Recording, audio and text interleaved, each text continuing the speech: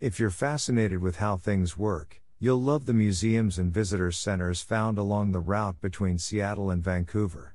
Whether you're interested in airplanes or radios, or anything between, there's plenty of science and history to discover in Northwest Washington.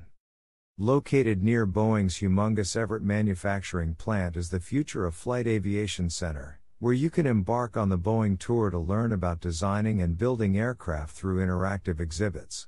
Aviation enthusiasts will want to check out the historic airplanes at the Flying Heritage Collection, also located at Everett's Paine Field. Meanwhile, the Spark Museum of Electrical Invention in downtown Bellingham offers unique collections of historically significant experimental inventions, including one of the first electronic razors, Thomas Edison's 3-wire power distribution cable, and Michael Faraday's famous rotating cup experiment.